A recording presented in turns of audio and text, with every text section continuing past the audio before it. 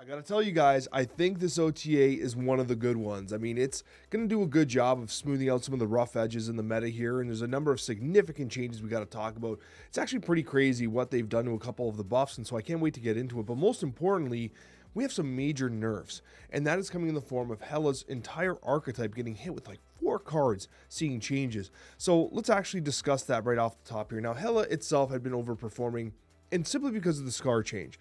Scar moving to a 7/12 gave Hela another unique targeted card in order to discard, and that is a significant amount of power. And so the entire archetype kind of flew up. You're seeing a 54% win rate on aggregate on untapped infinite only stats. That's huge for an archetype like Hela, especially when it's relatively non-interactive.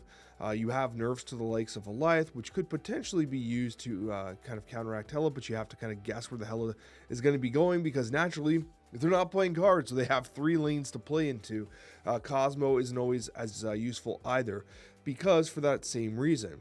When we used to have like the Invisible Woman Hela, it was easier to predict and to counteract, but with this version of Hela, they're putting up consistent power while also discarding their cards for their kind of Hail Mary play on turn 6 or 7. So it's kind of crazy how good Hela's been, how consistent it's been, which I don't think was ever really the design philosophy around what Hela was supposed to be.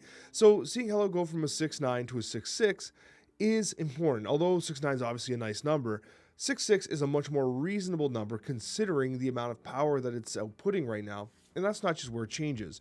The entire archetype is seeing a shift of power away from the baseline plays and leaning more into the actual discard. For instance, Swordmaster. Believe it or not, Swordmaster was originally a 3/6, got buffed to a 3/7, and now it's back to a 3/6 because it's seeing play in Hela, and the idea of being able to discard an odd-costed card and being able to obviously not hit Hela is very valuable, and it basically increases the dependability of the Hela discard package while also putting down a 3/7 power, so some power had to come off. And I think this is where Hela was so good, where you're getting this very consistent power every single turn. Like, these cards are relatively strong statted. I mean, obviously Swordmaster is overstatted for a 3 cost, and while also activating the archetype's main goal. And so a little bit of power had to come off. And alternatively, you do have the Hell Cow, which ever since it was changed to an activate, became absolutely crazy, because obviously the turn order of activate allows you to play Hela, activate, and then have Hela's effect play out, because the Hell Cow will never discard Hela. It'll discard from the hand, and then Hela will actually kind of reveal in the turn order. And so again, as a 4/7, it was putting up a lot of power. And it's kind of crazy to think that 4/7 and 3/7 Swordmaster and Hell Cow, like, those are cards that are just like putting down power in addition to the massive chunks that you're discarding, including a 7/12 Scar, which obviously was a major target for the Swordmaster. So you're seeing the whole package seeing a bit of adjustment, and it doesn't actually stop there. This is perhaps their most ambitious change. With Black Cat as a 4/10, it was basically they're playing discard, got to run Hun off turn 1, and you're like, oh great, it's one of these games, right? But what you're actually seeing here is an attempt to make Black Cat not just a Hela discard card, but rather, if it's 2 cost 6, that's amazing stats. It's basically Lizard without the downside. And if you top deck it and you can play it, then that's it. Like, it's just a 2/6 on the board. And so now I think what they're trying to lean into is the idea of like, okay, what if you can play this out as a top deck and not have it discarded? Leaning away from the discard synergy, which still exists. It's still a 2/6 that you can bring back via some sort of discard synergy. But what if you played elsewhere? What if you're just playing it in like a surge deck where you're top decking cards with negative cost, and then Black Cat comes in and it's a 1 whatever, and then you basically play it down and it's like perfect, right? You top decked it, you played it, you got massive stats, and the surge kind of archetype continues.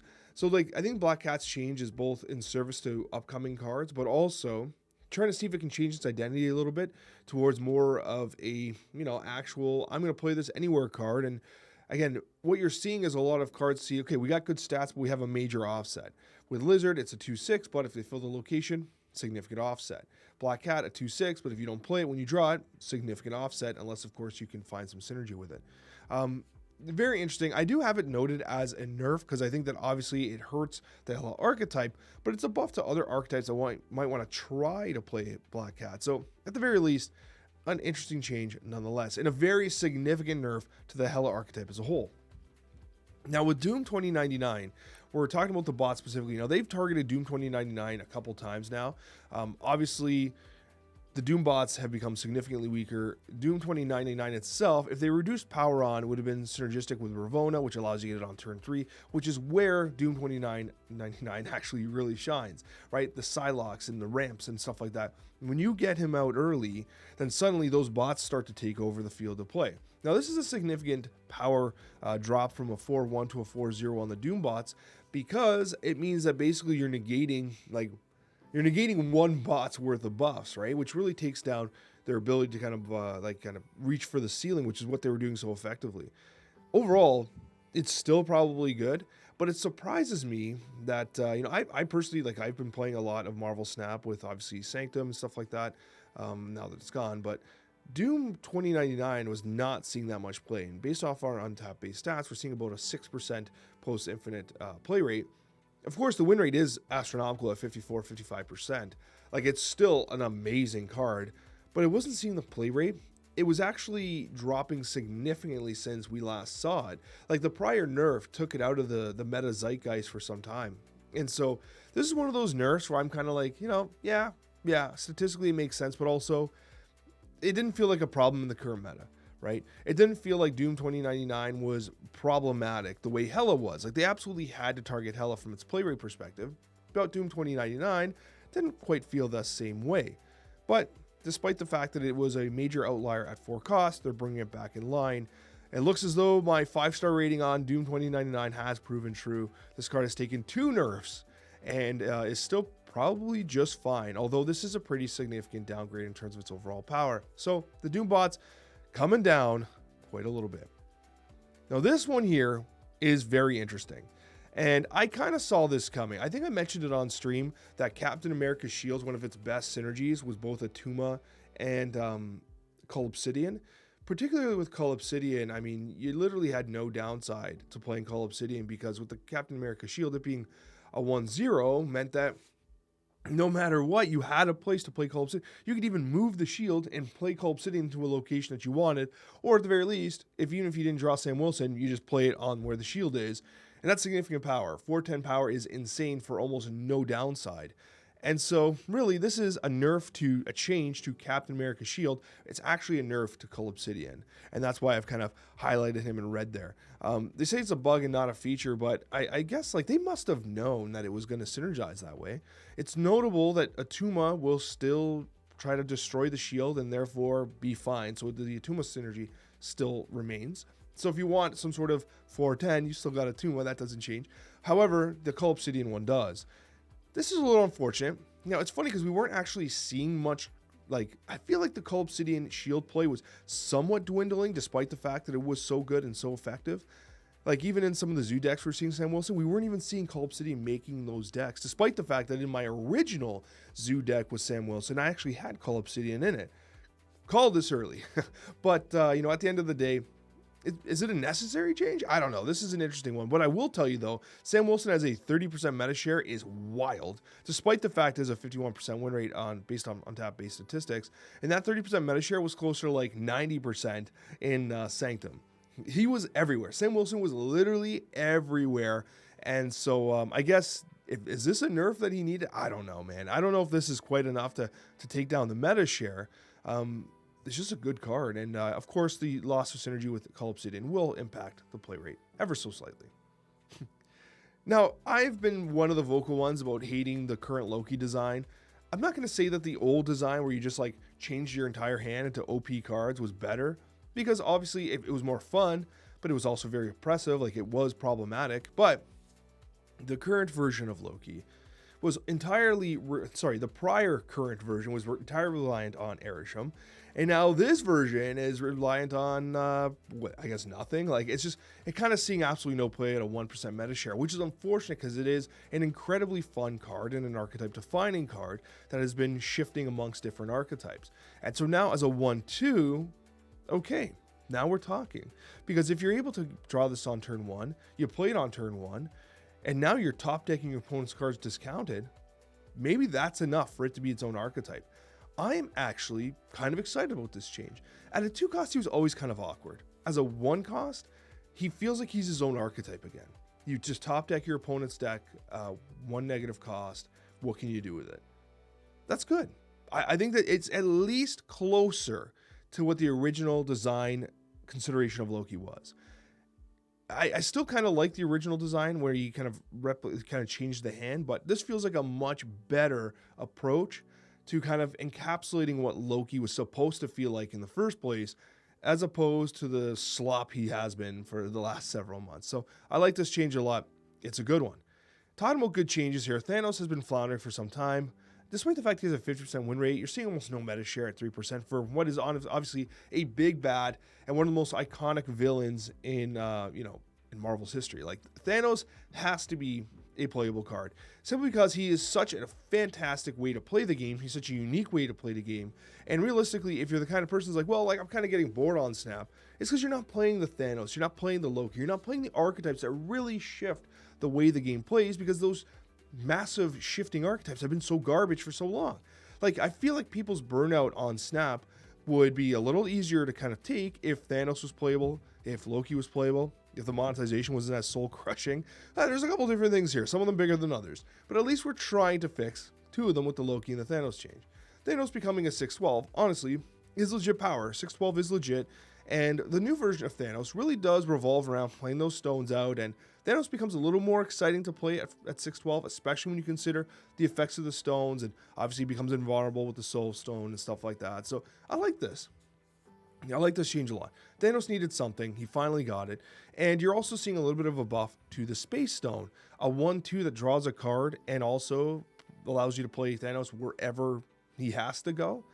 That's a great card. That's a good card now, right? So their note that, like, that this particular stone might have been one of the worst, I find interesting, because for me, I think like the Reality Stone is the one that you use and takes up space that feels a little cringe. The Space Stone as an ongoing still feels good enough, especially when you consider that we have some ongoing base Thanos decks with Spectrum and stuff like that we're seeing some play, not lately, but they were a thing for some time and they were possible. And so the Space Stone doesn't feel to me like the worst stone. So I'm not sure if I agree with kind of the sentiment here, but anyways, I'll take it. Thanos needs something, and if improving the stones a little bit is what you got to do, then that's what you got to do. The only thing I don't like about this, I kind of liked the idea that the stones had like a very similar power rating. Obviously, the Power Stone was a little bigger, but that makes sense. It's a Power Stone.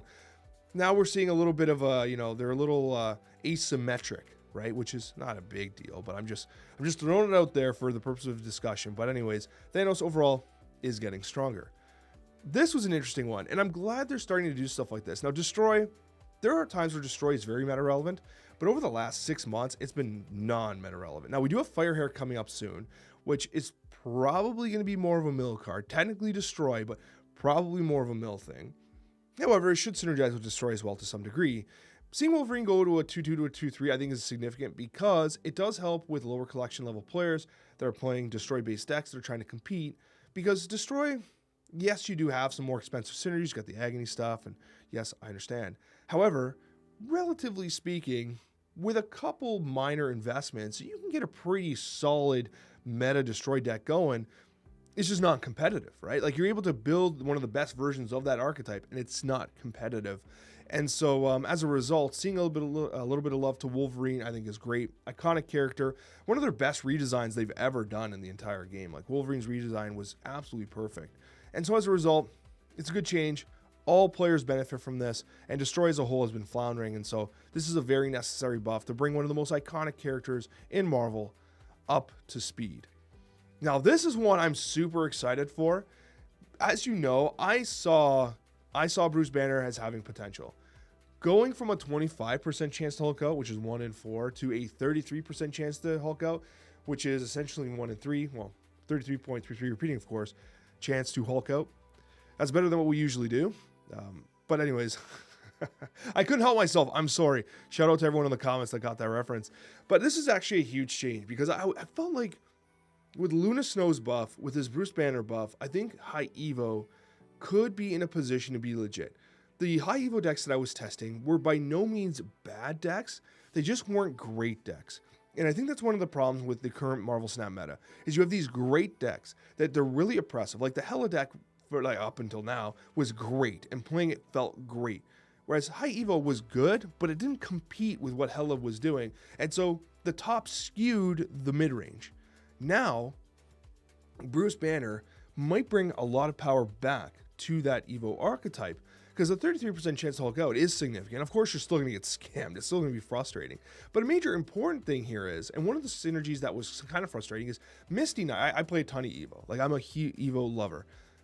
Misty Knight is one of the best Evo cards. It's fantastic. And it's really understated how much power it's swinging over the course of a game, especially as a 1-drop. Like, it does do a lot of heavy lifting. But the problem is when you play Bruce Banner on turn 2, you float and it doesn't Hulk out. It gets hit by the Misty Knight. It's now a 2-2. And then, like, that energy was wasted. But now, additional change not reflected in the text, if Misty Knight's buffing Bruce Banner as you're kind of skipping energy, he's going to maintain that Misty Knight power. It's a buff to Misty Knight. It's a buff to Bruce Banner. It's a buff to the hulked out Hulk. It's a buff to the entire archetype. Now I see potential in Bruce Banner being an actual legitimate piece there. I didn't think that High Evo was far off. The RNG was frustrating, and it still might be frustrating. We're going from 1 to 4 to 1 to 3. I mean, do I take my chances? I mean, I had some of the worst RNG imaginable. I mean, it was posted on Reddit and everything about how bad my RNG was. So I'm not too excited yet, but at the same time, I am super excited to test out some Bruce Banner, because I think that Evo has been like almost relevant, just almost relevant. And it's been the Luna Snow, by the way, who's been such an unsung hero of that archetype. Such a good card.